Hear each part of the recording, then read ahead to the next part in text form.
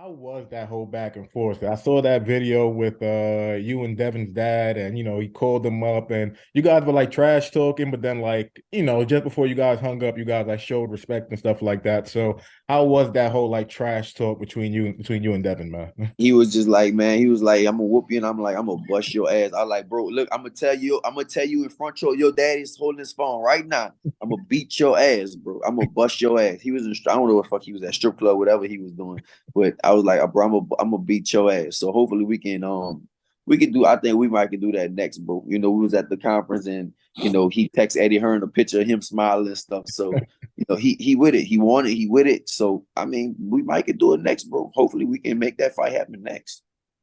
Was it kind of great just from the standpoint of, okay, wasn't my best showing, but you got a guy like Zorrilla who I'm not gonna say he fights like Devin Haney, but Devin Haney does use like movement. And Right. Zorrilla was moving maybe excessive movement, but he was Mhm. moving around a lot. So do you kind of look at that and say, damn, I'm kind of happy I didn't fight Devin, because what if Devin was fighting like that dude? And now I got a chance to kind of like look at somebody that moves that much. Was it kind of a good thing, man?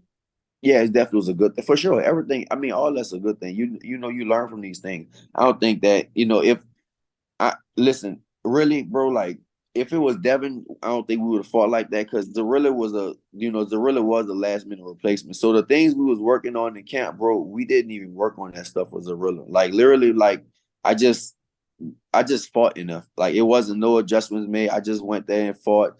Um, I didn't. It wasn't like basically it wasn't like no plan behind just me fighting. Basically, like what we worked on in camp, it was nothing compared to what like Zorilla brought. But like if it's a Devin, we'll definitely have different type of work. We won't be doing the work we was doing. It won't be like that. Like the sparring partners, like when my sparring partners wasn't nowhere like Zorilla, bro. Nobody moved. It was way different. Basically, like I had people like basically like this time in this camp, bro, I had sparring partners that came to me. Like every sparring partner I had came to me. Nobody moved and nobody ran around the ring or nothing like that. So if it's somebody like Devin, bro, it's gonna be totally different.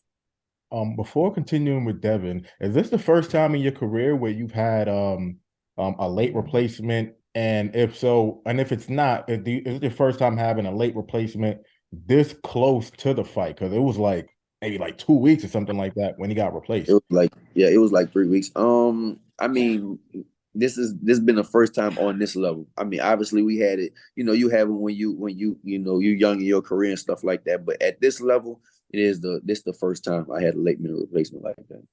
Gotcha. So, if you fight Devin, man, like how exactly do you see that fight playing out? I know you say you're gonna win, you'll hurt him, things like that, but do you think now the movement will probably give you a few issues and you have to do a few things necessarily to cut off the ring, I guess, more effectively and more efficiently?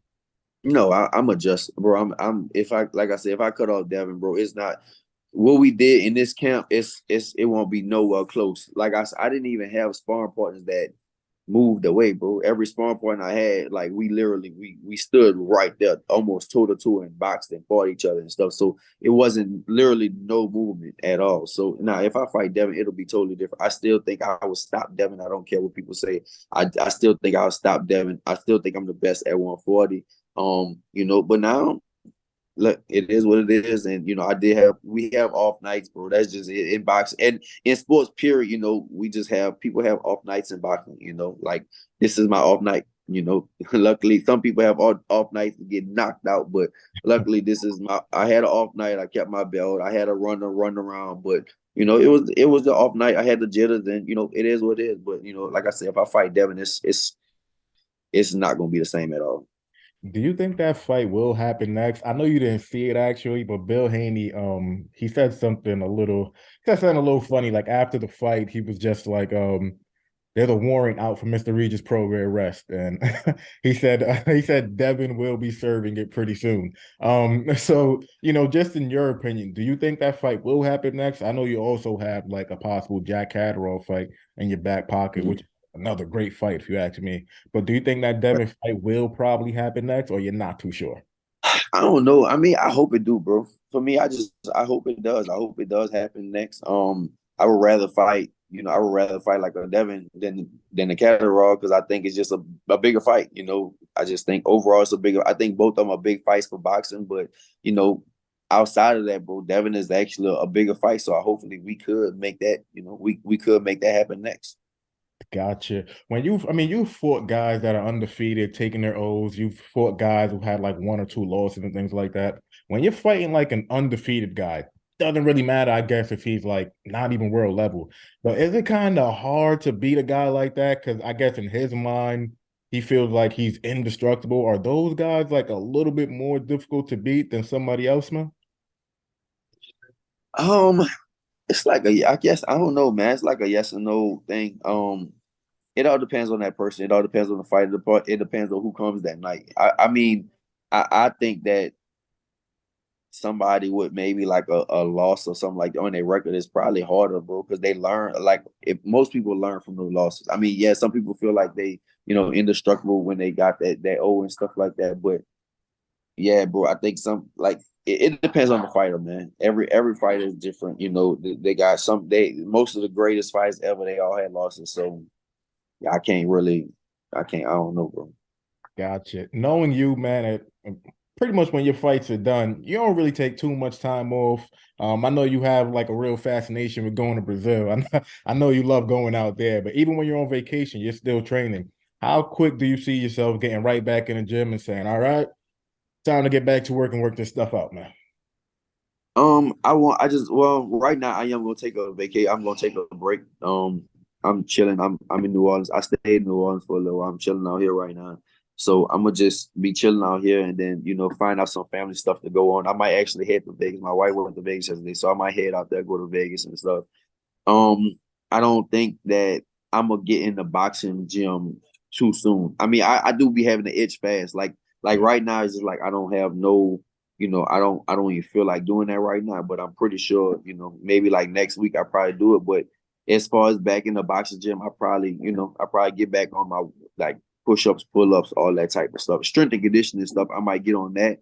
But yeah, I'm definitely going somewhere. I'm definitely going to take a break, take a vacation. All my people and stuff. This was it was the camp wasn't as hard, but it was like physically, but mentally, it was taxing just because of, like I said, the hometown thing, dealing with that, all the hometown stuff. That's just, yeah. I'm definitely gonna take a break from all that stuff, bro. Go sit on some water somewhere. I ain't mad at it, man. When you look at a guy like Devin Haney, just from like the outside looking in, would you kind of view him? Because I asked you before, actually, if you would view a guy like Devin Haney as probably more difficult, or a guy like Matias as more difficult. To me, I'd probably say Devin Haney because I think any fighter that kind of like walks towards you and comes towards you, it might Yeah, not end well, But right, right. do you look at Devin Haney and say his movement, his boxing IQ, how slick he is? Him and Tio are probably the most difficult fights for me at 140 pounds, man. Yeah, for sure. I think it's my bad. Shit, my Mhm. phone fell out my hand. Yeah, I think that they definitely, probably so they harder than Matias because they can move around and stuff like that. So I think they all harder than a Matias fight because Matias will come right to me and I will fight and it'll be like a tough man contest with me and him. It'll just be like shit, whoever, let's see who can bang it out for the 12 rounds and just see who can go there. But yeah, with Devin until they can move their feet and they'll be slick and stuff like that. So yeah, I think with them they'll be harder fights. Gotcha. So how do you kind of, I guess, because you're not going to overlook Devin Haney if you end up fighting him next, but No, absolutely not. No, no, no, no. for sure. So how do you kind of, because Devin isn't really known as like a big punching guy or anything like that. And he's moving up in weight. So I'm pretty sure, if he tags you a few times, you'll probably feel like, I'm gonna just walk through his punches pretty much. So how do you kind of just like fight that urge to be like, I'm not worried about his power. I'm gonna just walk straight forward and kind of try to take this dude out, I'm man. not. I won't. I don't think I'm gonna do that. I don't think. Yeah, I definitely don't think I'll do that. Just walk straight forward and stuff like that. Listen, if I fight, hey, Brian outside. Yeah, if I fight Devin, bro, now we'll have a whole different game plan. It won't be like that.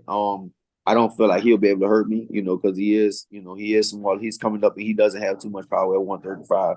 But I still won't overlook them. You know, I still with the 8 ounce gloves where everybody can punch a little bit. So I definitely won't overlook them. It'll just have like I said, well, I'll give with my coaches, bro. We have a whole different game plan. That's all. It just be totally different, and yeah, it won't be the same. It won't be the same thing.